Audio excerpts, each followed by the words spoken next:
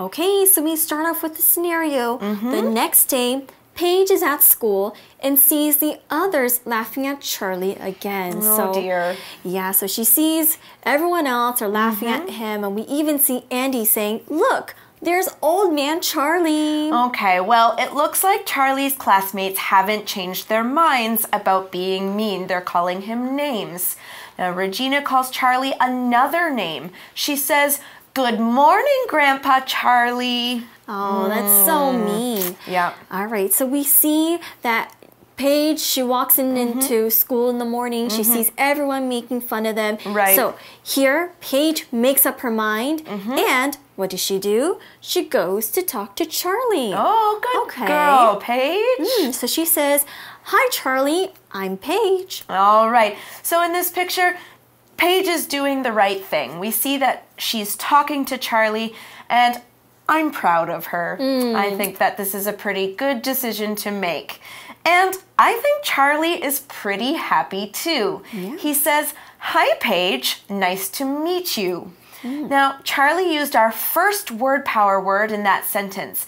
Meet is a verb, and it's spelled M-E-E-T, meet. We're talking about the verb meet. Meet means to see someone and talk to them for the first time, or have someone be introduced to another person.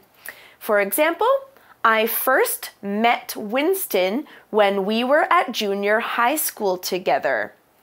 I first met Winston when we were at junior high school together. Okay, so also another thing that we learned there, meet in present tense is M-E-E-T, and in past tense we say met, M-E-T. That's right. Okay, so we see Paige kind of doing the right thing. She's the first person to probably be nice to Charlie in class. Right. And she also says, "I'm sorry about the others." Okay, so I think she feels really bad about what her friends are doing, and she feels really sorry about that. Yes. Now, what does sorry mean? It's our word power word, and it's spelled S-O-R-R-Y. Sorry. Sorry is to feel sad about a situation, and you kind of wish that it was a little bit different. For example, we know that through this article, Paige knows Charlie must feel really bad when the other kids make fun of him. So she understands his feelings and she apologizes for the other people's bad behavior. For example, we can use it in a sentence like this. "I'm sorry to hear about your accident. Can I do anything to help?" "I'm sorry to hear about your accident. Can I do anything to help?" Okay, so saying sorry was a very nice thing for Paige to say. I don't think she's just saying it for herself either. I think she wants to say sorry for all of her friends. Right. Her friends maybe will say sorry if they realize what they're doing later on. Who knows? All right, but Charlie is glad that she has said this. He answers her by saying, "It's okay. It happened at my old school too." Aww. So I think Charlie must be used to these mean things because they used to do that at his old school too, not just this school.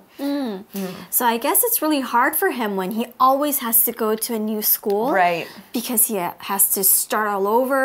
He has to make new friends. And again, people don't know why he doesn't have any hair. Right. All right, so Paige says, "Never mind. Shall we eat lunch together?" When we say never mind, it just means, oh, forget about it. Don't worry about it. Right. It's okay. Let's not think about it. Now, she also asked a question with the word shall here. Now, asking shall I or shall we is a very polite way of asking if you should do something. But in everyday English, we usually say the word should instead of shall. So let's see what Charlie says. Will he accept her offer, or will he just say never mind? Well, I think I know what he'll do. He says sure. All right, now in the next picture in the magazine, we see Charlie and Paige having lunch. It's lunchtime, they're eating together, and Paige and Charlie are talking. So they're probably talking about why Charlie has no hair. So Charlie says, You probably want to know about my hair, right? And we see the adverb probably here. It's spelled P-R-O-B-A-B-L-Y, probably. Now we're talking about the adverb probably. Probably is used to say that something is likely going to happen or something is likely true, but you don't know 100% for sure. So Charlie is thinking, you probably want to know, but I'm not sure if you want to know.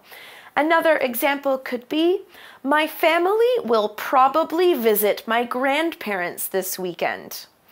One more time, my family will probably visit my grandparents this weekend. So when Charlie said this, he said, you probably want to know about my hair, right? And that right at the end of the sentence made his sentence a question. So he's asking if Paige wants to know about his hair. And I think a lot of us want to know too. I do. So what happened? Okay, Paige says, you don't have to tell me if you don't want to. Right. Because maybe this is not something that he's very happy about talking about. Maybe it's a very hurtful thing for him to say. Right. So Paige says, you know, don't worry about it. I'm not going to force you to tell me. So you don't have to if you really do not want to. Right. Now this is a polite way to answer a question because like we said in day one, maybe it's because he's sick. And this can be really hard to talk about with other people. So Paige is being very polite. Now, Charlie seems like a really nice kid. He tells Paige, I don't mind. I have a disease. Oh, okay. Now, he kind of talks about, he says, I don't mind. And he's saying here that it's okay. It's another way to say it's okay. And we also saw the noun disease. Disease is a sickness. So people, animals, and plants can get diseases. They can get sick. Now, it's not like a sickness that lasts for a short time, like a cold. Okay, now a disease is very serious. It usually lasts a long time, and it can do strange things to your body. So Charlie wants to tell Paige more about his disease or his sickness, and he says, it made my hair fall out, but that's all. Okay, so nothing too serious. His hair has just fallen out. So when something falls out, it means like maybe your hair, your teeth, or other things. Like even the pages in a book, they come out and they drop. Right. Okay, so Charlie tells us a little bit more about this disease or sickness. We know that the disease made his hair fall out. Then he says, don't worry, you can't catch it from me. Now, sometimes we use this verb catch when we talk about diseases. We can say catch a disease. This is another way to say get a disease. So Charlie is telling Paige that he won't give Paige the disease or she won't get this disease from him. Right. So poor Charlie, luckily he's not so sick to the point where his body doesn't feel good or he has to be in the hospital all the time. He just has a sickness or a disease that makes his hair fall out. His hair is not able to grow. Right. All right. So later on, we see a picture where Paige talks to her friends and she says, hey, Joel, she says, Charlie is a nice guy. He's just like us. He's really funny. Okay, well, it looks like Paige's friends are going to listen to her too. That's because Serena says, well, if you think he's okay. Now, Serena used the verb think here. It's a verb. It's spelled T-H-I-N-K, think. The verb think here means to believe that something is true or have an idea about something. Maybe you think a certain way about something. You have ideas about it. An example could be, what do you think about this dress? What do you think about this dress? And it looks like things are finally turning around. So whatever Paige said to her friends, it's actually working. Because we see a picture of Charlie having lunch with everyone else. And it looks like he's telling a funny joke too. Charlie says, and Then his bath towel fell off. Aha! Wow. So a bath towel is just the towel we use. It's a little bit bigger. We use it to, when we take a shower, to dry off. Right. Okay, now earlier we learned the phrase fall out. Here we're talking about the phrase fall off. Fall off means that one thing comes away or separates from another thing. So the person was wearing a towel, and then the towel came off, it fell down.